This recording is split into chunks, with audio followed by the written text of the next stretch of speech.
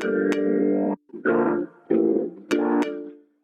hi, Ngcaba, I'm Khanya, and welcome back to yet another episode of the Running Podcast. On today's episode, we are thrilled to have a true powerhouse in the running community with us. He's not just the Adidas Runners captain of Cape Town, but he's also a vibrant, dynamic force who is as loud as he is inspiring. Please welcome the one and only Drew. Mic check 1 2 1 2 testing. This works. Can you hear? Can you chew gum? No, I'm not. Can I? It's very heavy. This thing, you know. I know. Once we start getting budget, I'll start having microphone stands. Okay, just okay. Oxys. Sorry, not oh sorry. Oh my gosh. How are you, Druza? I'm alright, Khanya. How are you? I'm good, thank you. I feel like this is literally our phone call. This is how we answer the phone. All the time. It literally feels like a phone call, but a phone call in person. Yeah. Which is dope. Right? It's been a minute. It's been a minute. It's also been a minute that we've tried to plan this podcast. Yeah. And we finally... It's a way to say I finally have you in my house to record this podcast. But I finally have you on the Running Podcast. Yes. Whether it's visual or not. It would have been nice to be, you know. I like people seeing me. I know you like being seen. I like attention. You know what? Sometimes you just have to be humbled and allow people to just hear. I'm very humble. You know me, I'm very humble, you know. Emphasis on the very. But yeah, very, very humble. But I mean, it's good to be here. Good to finally, you know, be on the Running Podcast.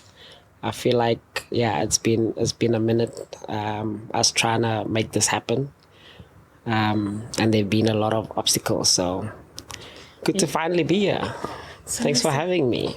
So nice to have you. I feel like there's so much to talk about. I feel like you've had a really cool and interesting journey to where you are. And now the new AR captain. Heish. Love it. I love it. I think it's been exciting so far. Yeah. But we'll get into that a bit later. Yes. I think let's take it all the way to the beginning. Sure. All the way to the beginning. To the beginning. I mean, you've been running for a while. To be honest, when I met you, you were working at Red Bull. I was working at Red Bull as an intern. And you told me about AR. Yeah. But I wasn't into running at that time. And I think maybe a year later, or shortly after hard lockdown, when everyone started running again, we bumped into each other on the prom. And then you're like, come join AR. And I don't think I've looked back since, to be honest. I feel like a lot of people weren't running at that time, you know. If you compare the running scene that time to now, it's grown a lot, you know. So there's been a lot of movement within like this kind of like landscape of running where everyone is running. Races are selling out, you know. Crews are growing like left, right, and center. New crews are popping up, you know. So I feel like a lot has changed since then. Yeah. And obviously for context, then is 2017. Just to give the listeners a bit of context, that's when AR Cape Town started. So AR is obviously a global running community. It came to South Africa 2016, but it was only in Joburg. And then a year later, AR Cape Town started. And yeah, I've been part of the community ever since to date. And it's been an amazing journey. Still enjoying it very much. Hey, what a time. Personally, I enjoy it. I know I haven't been there in this whole year. Bad Khanya. No, you know what? Sometimes you can just take a break, and that's okay. And I think I've been enjoying being able to, and also look, it's a big running community. Yes, and I feel like you've also been doing like quite a lot. So exactly, downtime is good. I think to be able to shake hands and connect with other people is also great. 100%. And that's the nice thing about, I feel like, the running community. No one's really confined to like one thing. Everyone's moving around. Yes. Which is really cool. And I think that's part of the evolution of running, especially here in Cape Town. a few years ago, like as crews, we wouldn't be seen like running together or collaborating on runs and events. That's But true. like how things have changed is amazing because crews are now running together. People are collaborating, and it's not as much as it is about the brands attached to the crews. It's more the crew. It's more the communities, which makes it so amazing. And I think that's what, it's just so good to be part of. Yeah. It's so good to be part of. It is. I don't know, I have moments where, sometimes you don't want to act out too much. Yeah. You just kind of keep the excitement in and you just kind of keep it normal in front of people. But on the inside, the energy is going. You're excited. You want to jump around and be like, I flipping love it here. Yeah. But you keep it in just to kind of be like, I'm cool, I'm sure. Yes. Laid back. But I think it's such a great community to be a part of. And even so now, the more it grows, the better it gets. So true. Dope. How long? So you've been part of AR since 2017 when it started, or? Yes. So AR, Cape Town started 2017, Feb. Yes. And then I think I joined just a few. Well, I joined in about March. I think a month after it started. Because there were already like people, that were leading runs and facilitating the runs. So I obviously wanted to be part of those people. How did you know about it? A friend of mine from Joburg sent the info on my side. They were like, actually, they sent it before it even came to Cape Town. They were like, yo, listen, there's this thing that's coming to Cape Town. You should check it out. And I was like, oh, okay, cool, I will. And I never did, And then when I saw... Such a typical Cape Town. Yeah. When I saw it, I was like, oh, damn, like, this is cool. I'd like to be a part of this. And at that time, I was really a fan of the brand, So I was like, I want to be a part of this. So I reached out to them. They said, pull up, come run with us, and we see how things go. And then fast forward a few months later, I'm part of the guys that are facilitating the runs, hosting the runs. I think back then we were called boosters. Yeah. The OGs OGs. And obviously over time, we became like crew runners. So yeah. So I've been part of AR since 2017 Feb. July I became officially part of the team as a booster. And then you were there for a while. Yeah. And I think at the time, the captain at the time was there for about a year and a half, 2 years, if I'm not mistaken. My timeline is a bit hazy, but I'll try my best to think of the exact time. So he was there for about, I think, a year and a half, 2, if not less. His name was Dion. So Dion was always from Joburg. And at some point he was like, yo, he needs to go back to Joburg. And then obviously, the crew still needs to get going. And they approached me to be captain back then already. Oh. Yeah. But at the time, I was so fresh working at Red Bull. So I didn't want to, take on that role because I wasn't sure if I would be able to juggle it. Gotcha. And when you new at your job, you don't want anything messing with it. So when that opportunity came by, I was like, you know what, I already have a lot on my plate. I don't think I can handle this. So I obviously recommended one of the runners in the community, which was Pax. And then I reached out. Well, I didn't reach out to Pax. I told the agency that was handling everything that, listen, Pax has been with the community for a while. He would be great in this role. Yeah. I think, he would check him out. Yeah. And then and he was obviously great. he was successful. He led the community amazingly for about 5 years. Yeah. And it's such a full circle moment because when he decided, listen, my path is changing, he reached out to me. That's crazy. You know, he reached out to me and was like, yo, listen, this is happening in my life.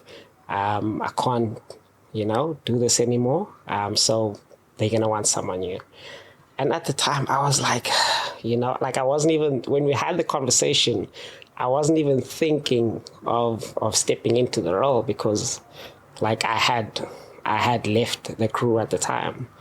And then it so happened that, like, Vuyo was also part of the conversation. She was like, yo, because Pax wanted Vuyo to step in, but Vuyo, obviously being the type of person she is, she also felt like, with work and everything, she doesn't think that it's something that she could do. So she was like, yo, just come back. And I was like, I thought about it for a while. And then I think it's something that I decided to take upon myself to just, it's the same community, different times, obviously different responsibilities. And I was like, you know what, let me go for it. And then, that's when I, last year, officially came back as captain. It's been over a year now. That's crazy. Yeah, and it's been Has it been more than a year? It's been an awesome journey, yeah. I became officially captain, I think, last year, June. Yeah. Oh, it's just over a year. May, June. Yeah. Just over a year. Your time has flown. Time has flown. So, I mean, that's where we are today. And I'm leading an amazing community of runners, I mean, you lead it so well. Yeah. Thank you. I mean, you bring all the vibes and energy. Everyone knows you to be the loudest person. They hear you before they see you. Yeah. And I think that's just you in general. Yeah, no, 100%. That's just me. Like, that's just me all the time. That's my natural state of being. I can't picture myself even though, like, a lot of people don't believe me when I say this, but I'm a very soft-spoken person. Oh, I believe that because you have your moments when we talk. Yes. It's like I can't even hear what you're saying. But then you switch up with people and you literally like I can hear you before I see you. People, when I tell people that, they don't believe me because all they ever see me be is loud. And I'm like, I can sometimes not be loud. I can switch off. I'm very soft-spoken. I think that was the first time I met you. Yeah. And I was just like, okay, cool. And then when I saw you in a crowd setting, I was like, yeah, it's like completely this is such different. A job. Yeah. It threw me off for sure. But I mean, you do it well. Yeah. But also, I guess I understand people who don't know you won't understand that. Yeah. But yeah.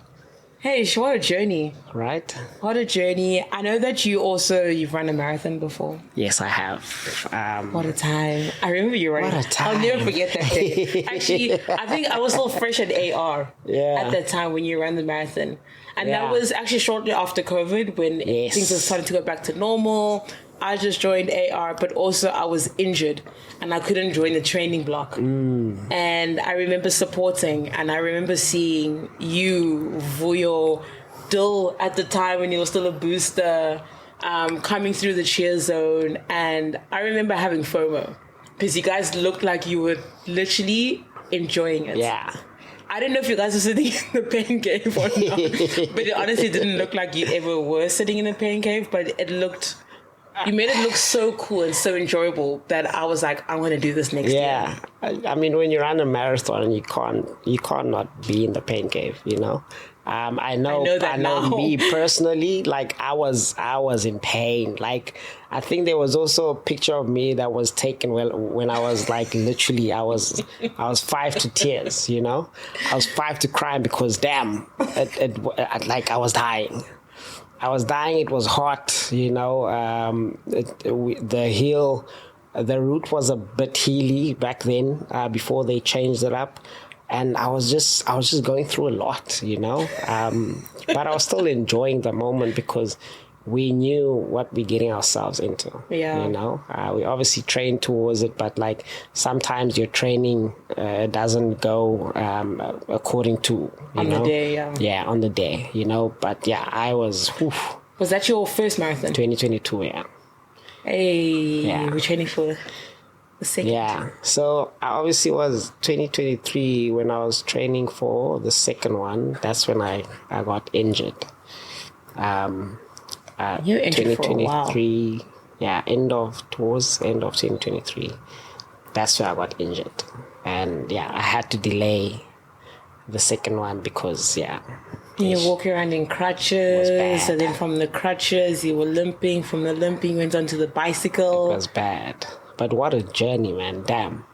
It's gonna come full. I honestly think you're gonna cry. When you cross probably that might. finish line, I think you're gonna cry. I probably might. I'm very sensitive, and yeah, I cry a lot sometimes. Like people don't know that, but like It's okay. Yeah, Men cry too. I cry a lot, and I'm proud of that. You know, I'm Proud crier. proud of being, the emotional, sensitive being that I am. So Love I cry a lot. So if I cry, it's like it is what it is, man. As part of the moment, I'll be embracing the moment. Because I've come a long way. Yeah. Since being injured, and it's been quite a journey. So, and I'm proud of where I am today because, damn, it was a lot. Like just me thinking about it, I was like, yo, I actually I went through a lot. I think injury also does a number on a person mentally. Yes. Because I've been in the position where, I was injured and I was out for 9 months and literally had to watch everyone train for the marathon and, do all these things and I can't do any of it because I'm sitting out. Like, I mean, I don't know for you, like I literally went into a state of depression. Yep. And kind of questioning, what am I doing? Because your whole personality becomes that thing. Yeah. And when you're not doing it all of a sudden, it's just like you question so much.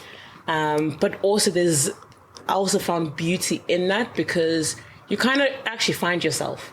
I know you also find yourself in running, but you also find yourself in the moments where you are forced to sit out in something that you love to do. Yeah. Because you discover a whole new side of you. Exactly. And how you think and how you approach things. And when you do go back, you go back with like a fresh perspective. Yes. And your approach is so much different. Yeah. Than what you previously had. So relatable because when I got injured, obviously life still goes on. Like life still goes on. Doesn't stop because we're injured. And being the fitness kind of like enthusiast that I am, I'm in WhatsApp groups, like running WhatsApp groups. I am in soccer groups. I am in hiking groups. I am in netball groups. Every day you were doing something. Yes, I was just involved in everything. And when I got injured, I was seeing people kind of like live their best lives through fitness. And there's nothing I could do but work on getting myself better. Because like you said, the depression, like the mental part of it's a big part of it. Yeah. Mentally, I was also, I was in the pits. It affected me personally. It affected me professionally. It affected me obviously mentally. But it's so crazy because when I got injured,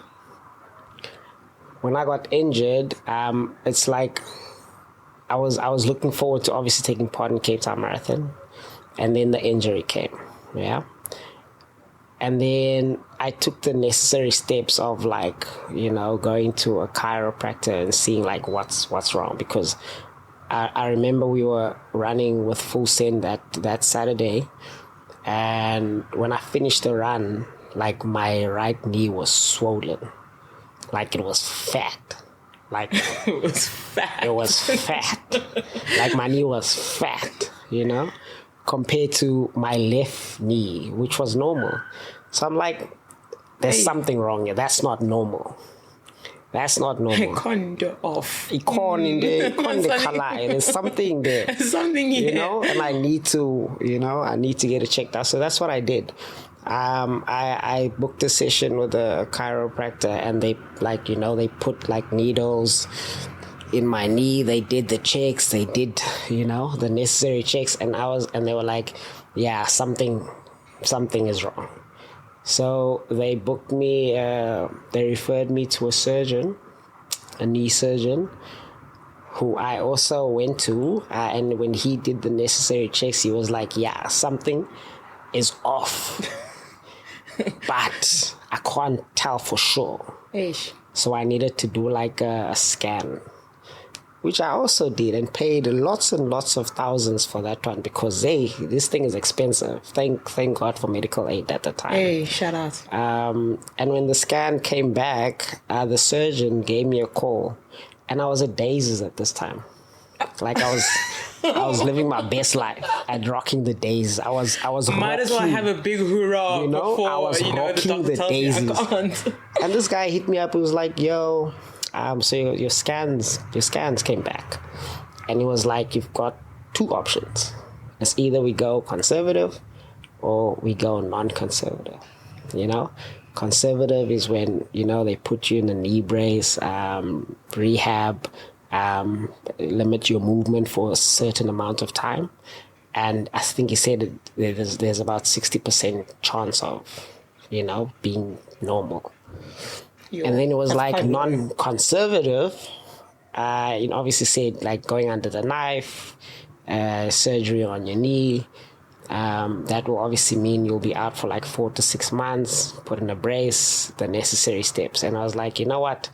I still want to do this for the rest of my life. Yeah. So if this gives me an 80% chance of like being a normal again, I'll take it. Yeah. And I didn't even think long about it, because I've been a fitness person my whole life. And I want to be a fitness person until I die. So I'll take the option that has a better chance of me leading my normal life. 100%. And that's what I did. So I booked a session. It's such a rare find for runners to actually want to take a full recovery. Yeah. Runners don't take full recovery. I know that.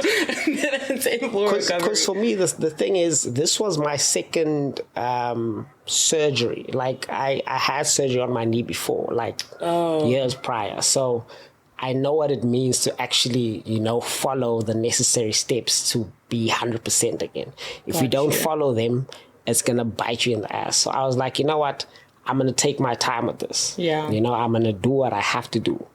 I'll see the pictures in the running groups of people enjoying their runs and the races and cheering and all of that stuff. I'll see the pictures in the group of people enjoying soccer, playing netball, hiking. I'll see that, but like, I can't be a part of that. That's how I can, be part of the fitness journey. Yeah. By just seeing those pictures, I couldn't. You don't have the urge to just throw your phone away. I had the urge to throw my phone away because I didn't want to see that. Because it made me more sad that I couldn't be a part of it. The thing is, I had mentally like prepared myself like months in advance, because when I got the date to go in for surgery, it was 3 months prior. Mm-hmm. So this happened in October, and I only had my surgery done in Jan. So I had like 3-4 months to get in that. Yeah, because I even told myself at the time that, listen, I'm not going to run, I'm not going to play soccer, I'm not going to hike, I'm not going to do anything because I don't want to aggravate it. Yeah. So for 3-4 months I was inactive. Eish. I was literally just going to the gym and lifting weights. Hey. That's it. Lifting weights, that was my life, So I obviously had the surgery Jan 18th.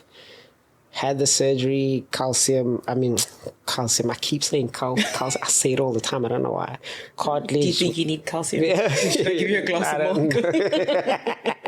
He needs some milk.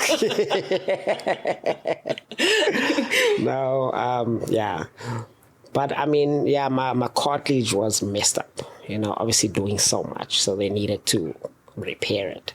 So they did a keyhole surgery where they you put in these laser stuff on each side of your knee, and put a camera there so that they can, do their thing. I don't know what it's called, but it's a keyhole surgery.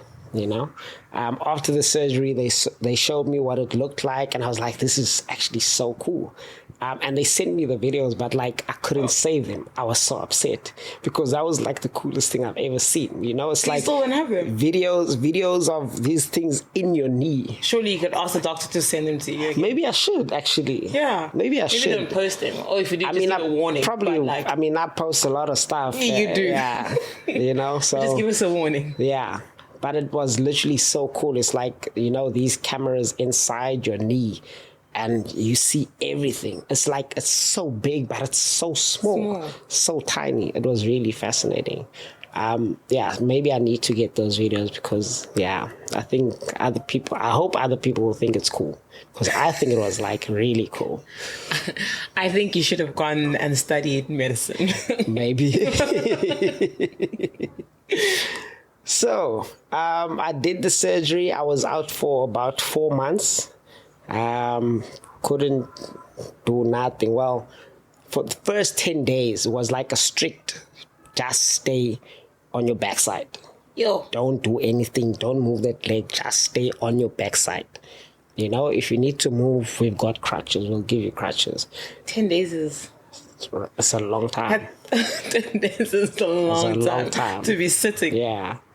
So I was like, yeah, okay, cool, sharp. And then obviously after that, they said I could start seeing a physio. And I started working with the physio for the first, 3-4 months, every week for like that duration. And it was, I learned a lot of stuff about, anatomy and knees and what muscle group works when you run and what is affected and all of that stuff. So I learned quite a bit. And then from the physio, they sent me to the biokineticist. Am I saying it right? Yes. I said it right now. Biokinesis? Biokineticist. I think I said it right. You fucked it up. No. I think you can say it either way, no? Well, let's just say a bio. Yeah. Yeah. So they sent me to a bio because I was obviously like now improving in my movement. So I needed to do like more explosive stuff, and more like different directional type of movements, which is what I did additionally after that 4 months. So it basically took like, 7 to 8 months for me to actually start running again. Because when I started working with the bio, they put on this thing. What's it called? I keep forgetting what it's called. But it's like that utensil that they use to test your blood pressure. Yes. When they wrap it around your arm and a they little pump ball it. Thing and it. Yeah, and they pump it. So there's something that's the same as that they use for the thigh to kind of like restrict blood flow. Oh. So that you can work on your knee because they make it tight and it restricts the blood flow so that you can work on your knee and then release the tension a bit, and it makes the blood flow quicker to the muscles. Oh, wow. Because I lost a lot of muscle in my leg. Like my thigh was skinny as hell. Different size legs. It was skinny and wobbly. Aye. So I needed to build back muscle because that's what you need to Obviously, run. You can't just go. You need your quads, you need your hamstring, you need your glute, you need your knees, you need everything. So I needed to build that muscle back, and it was a crazy journey. I actually have a highlight of it on my Instagram for anyone that wants to see it. It's literally from start to finish. So. And I was going to say, like, I like the fact that you took us through that. Yeah. And I think it's also nice to see that there are, and I know it's a toxic thing that runners all do. And I can't just say specifically in our community, and I can't just pinpoint one person who loves to run in injury. Everyone. But it's also so nice to see that, it's okay to sit out the entire duration that you need to sit out. Yes. And also showcasing the importance of it, because we like to take the shortcuts. Yes. And I'm one of them. And I always say to my chiro and my physicist, I'm like, just, whatever will fix it right now. and then we're good to go. We'll come back later and sort it out.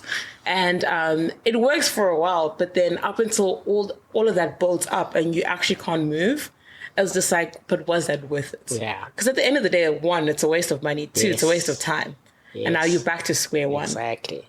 So I really liked how you showcased all of that, but also it was very encouraging for people who are injured to actually be like, it's good to take care of yourself and you should be taking care of yourself. And yes, it does cost money, but you know what? There are certain things in place for us to help us, I guess, to be able to do those things, like insurance for one. Yeah. And I think that's one of the things that's not talked about enough in the running space is, you know, having insurance, having those things in place and making sure that you're covered should anything happen. Yes. So you can have good recoveries and not short recoveries. Exactly.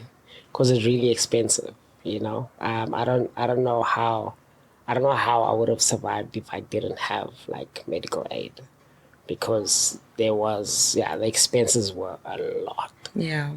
You know. I think also more so post surgery than prior, you know, because you have to pay for physio sessions. You go at least once, twice a week.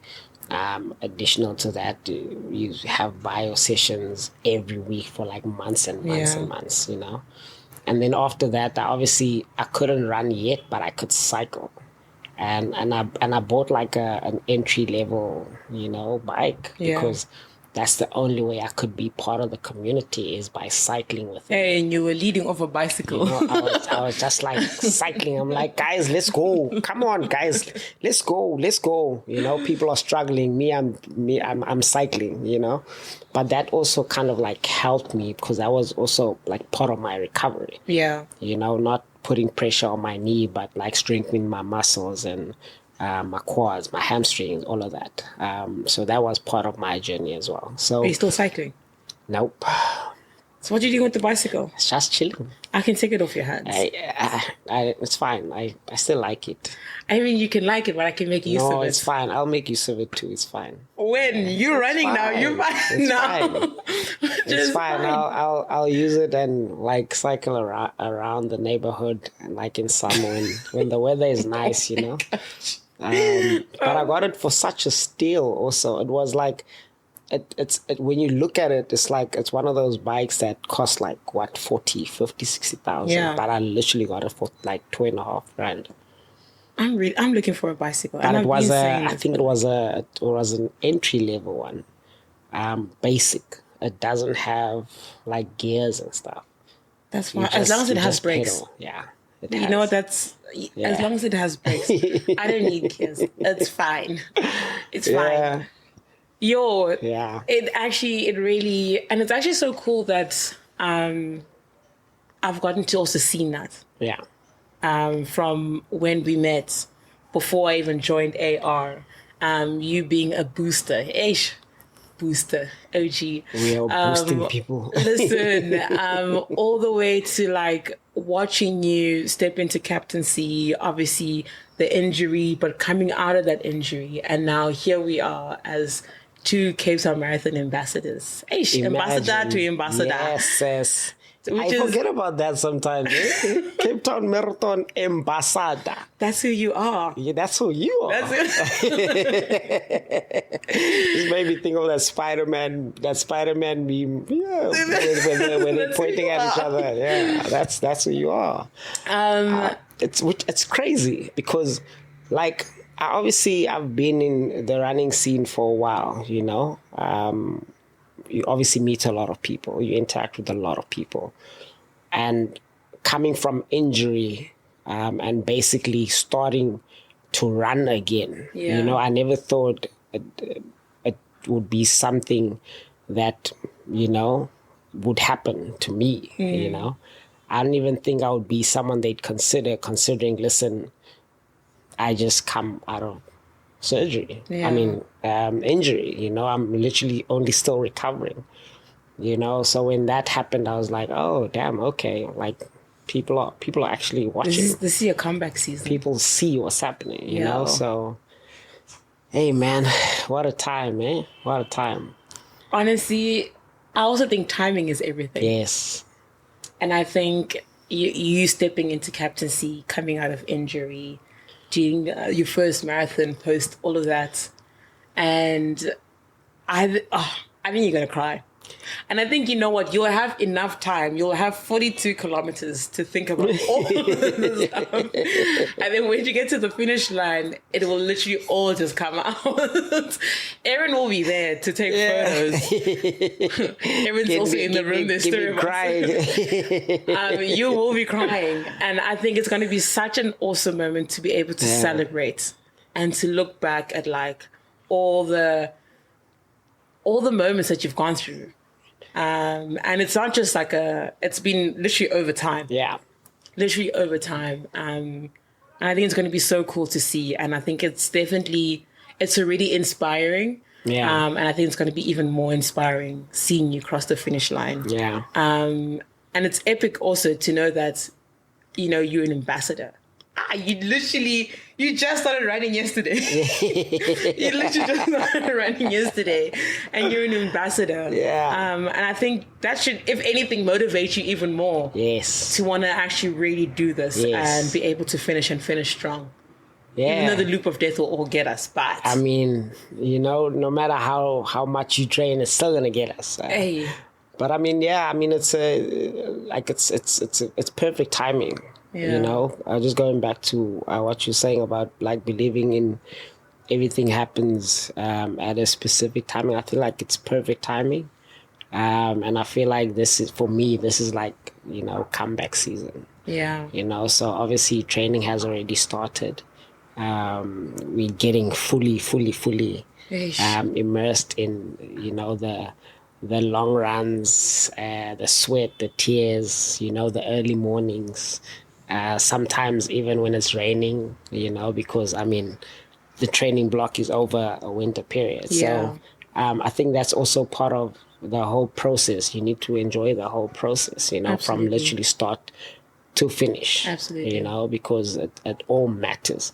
It's not just race day that matters. Yeah. Everything is a build up to race day, you know. So just need to be present in the moment, enjoy everything, you know, and just, you know, have fun with it. That's literally what I'm aiming for. And I'm not, I mean, I feel like I'm at a point in my life where I'm not running for PBs or running to be fast or running to I've passed that stage, you know. I'm just running for enjoyment. Exactly. Enjoyment. Exactly. You know? Not enjoyment. I can still push. And you'll still get it. Still push myself. Yeah. Which I'll definitely still do. But I'm not trying to break myself again. Yeah. You know? The training is already hard in itself. Yeah. You know, so I'm just gonna, you know, go out there, enjoy the moment and just be present, man. Because we don't, oftentimes when we do marathons, it's like we in our heads a lot. Oh, yeah.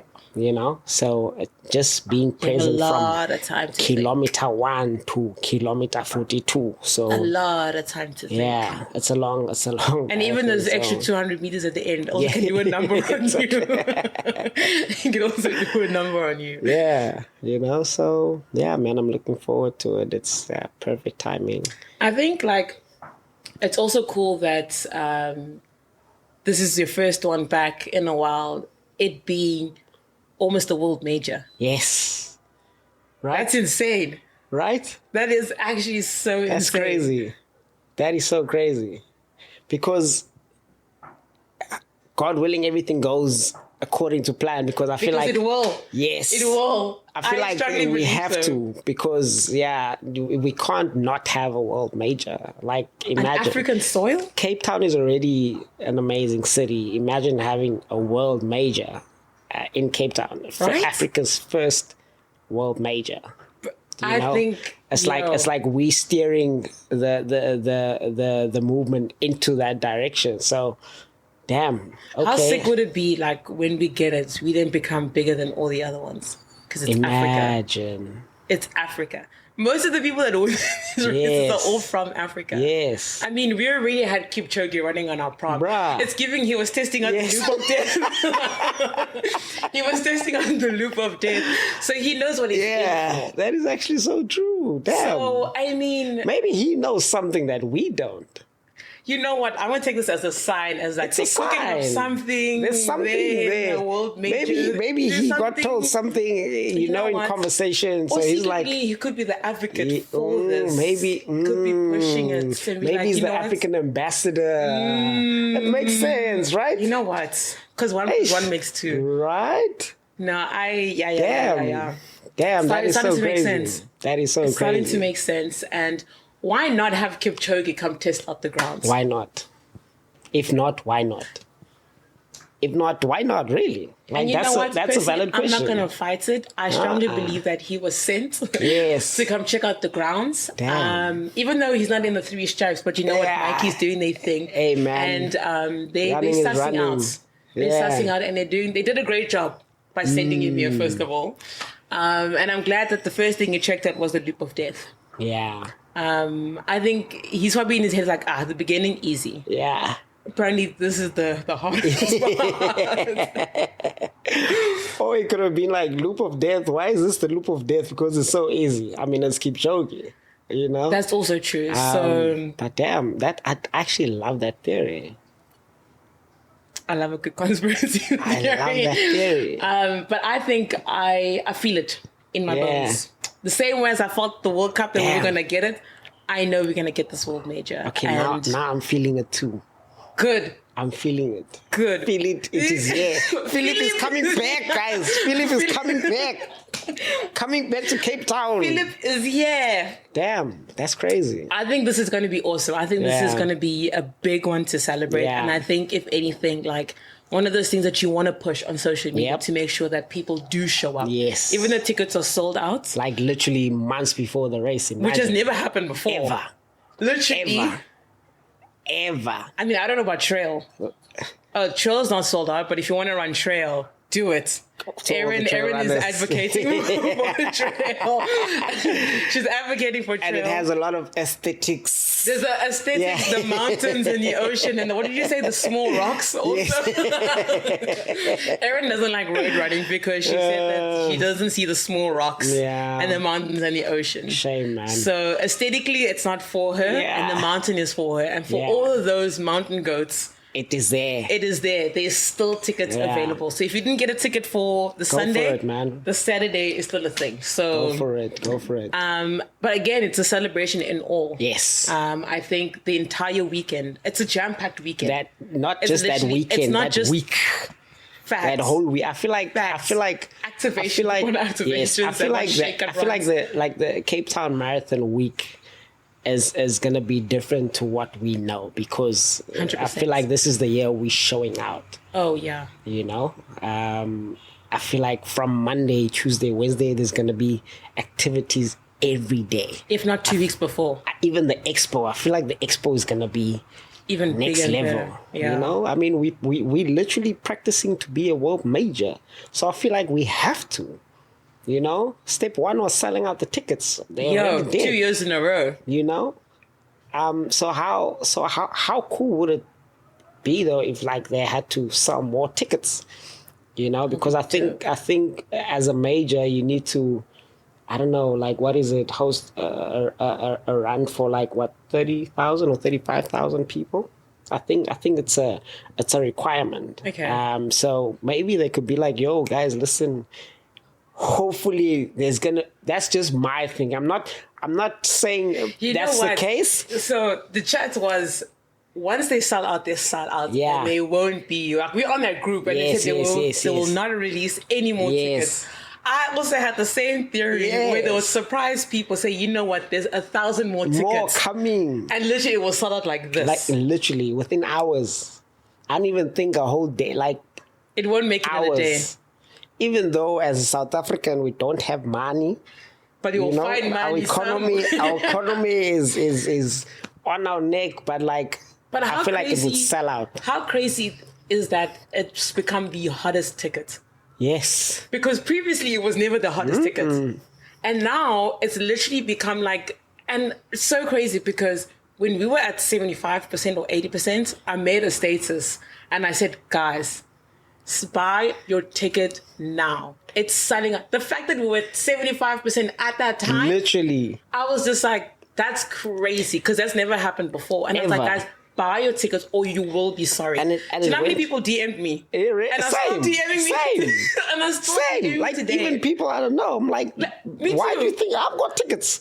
Like, literally, what? me too. People that I've never met, I don't even think they know me. Yeah. But I think because they saw a post that I made. And honestly, I think this is probably the perfect moment to say, I do not have any don't tickets. have tickets, I guys. don't have tickets. That is so crazy. If anything, if someone is selling the tickets, you still got time till the end of August to change. And the way the tickets sold out was like literally so quick. From when it went to 70%, within a day it went to 80. So like and 500. within the next day it went to 90. And we're like, guys, what the hell is happening? And then the next day there was 500 left. I was like, yo. When I saw your post of 500, I was just like, whoa. Yeah. We need to get to 500. And I remember the Monday that they announced it. Yeah. That's when everyone was like, oh my gosh, I was going to buy my ticket today. So why would you wait until the last day to buy it? You had how many months? Yep. And I'm pretty sure you got paid every month in between all of those months. I feel like a lot of people were waiting for the Run for Africa campaign, because I know last year, like, people purchased Addy shoes because they wanted to get an entry. I think that was the mechanic last year. And this year's obviously back, so now they were waiting for that. But unfortunately, by the time the tickets sold out, it hadn't arrived, you know, so...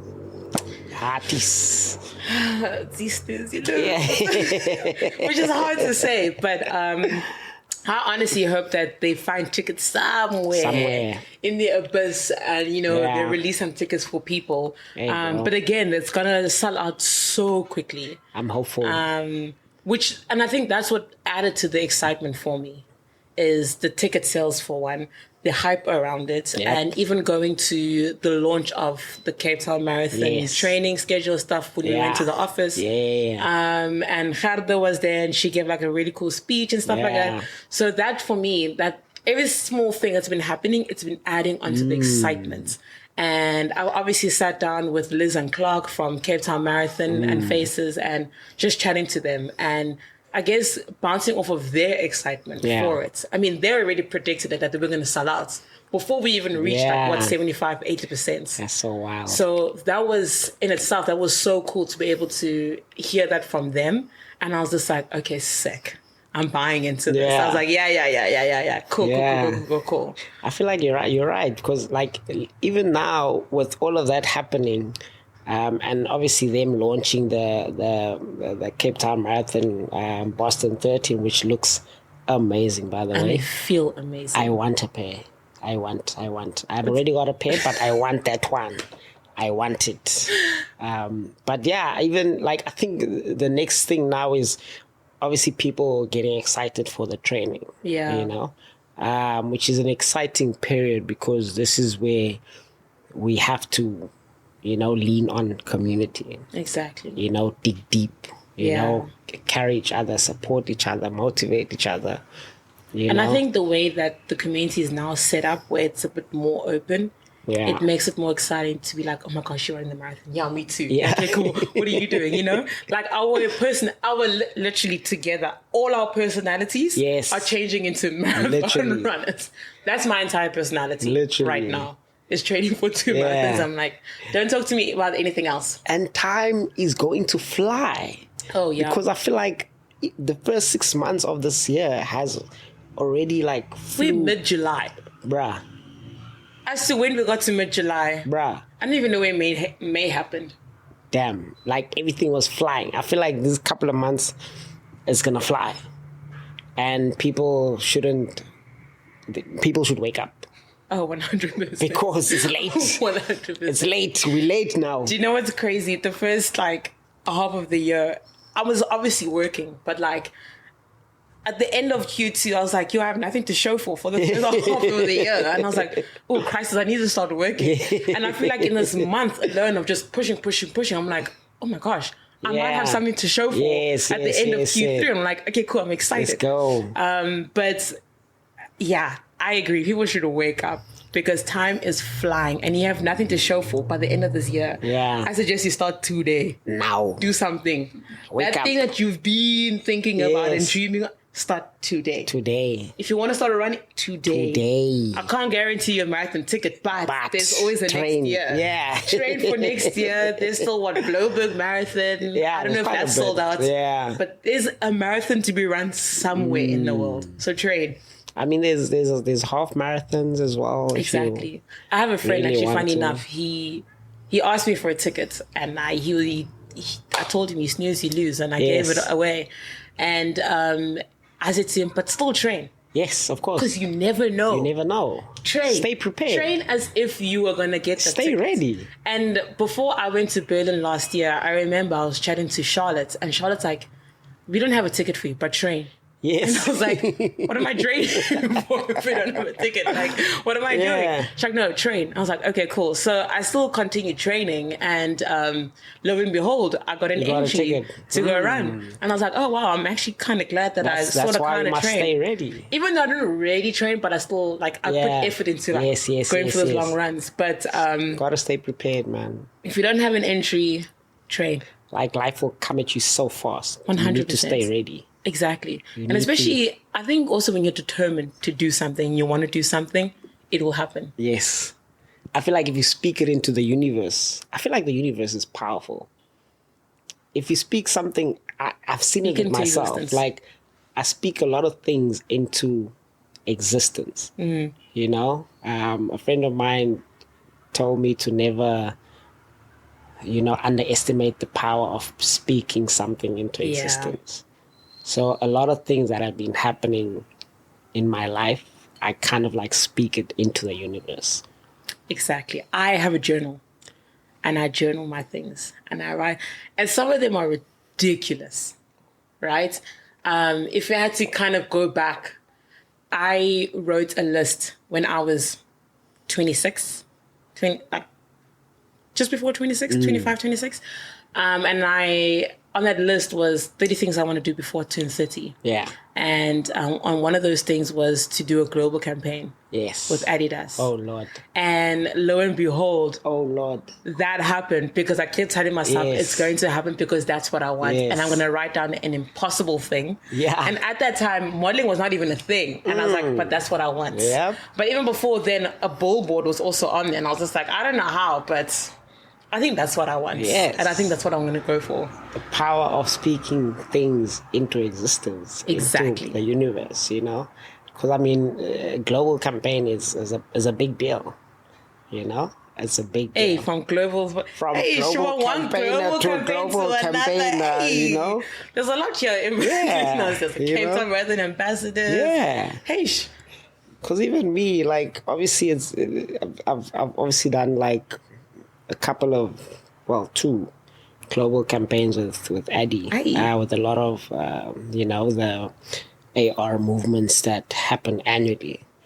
And it's so interesting because a lot of these global campaigns are always shot in Cape Town. I feel like Cape Town is prime destination. And, I mean, I understand it. It's a beautiful city. Yeah. Imagine shooting a global campaign in Bukap. Iconic. Running up Cook Sister Hill. Iconic. And you guys did on such a hot day as well. Up and down the whole day. The whole day. And that is now seen by the rest of the world. Which is insane.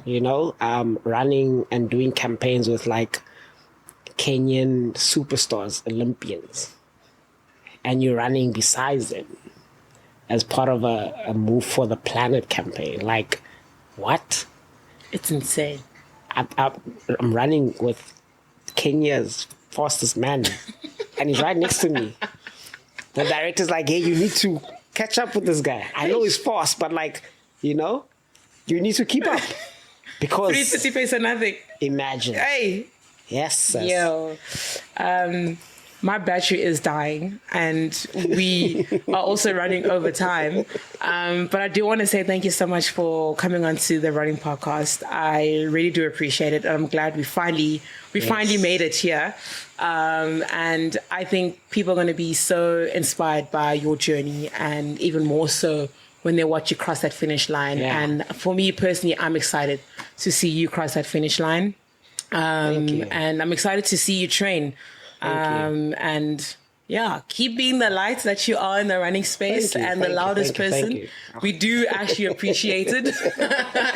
We do appreciate it. We love it so much. And yeah, all the best for the rest of your running career. Thank you, man. No, thank you for having me. It's been a pleasure, being on this platform and just sharing my journey. Hopefully it does touch a few people, especially people who are kind of like injured or in that injury phase going back into running. It's never easy, but you just have to, be mentally strong, know what you want and know what you need to do to get to the end of the tunnel, because it's not an easy journey. But thank you for having me. It's been a pleasure. Like, I feel like we could still go on for a long time, but like, because of me too, the battery. Yo, tough. By the time I charged them. But siyabonga, tango means thank you. We appreciate it.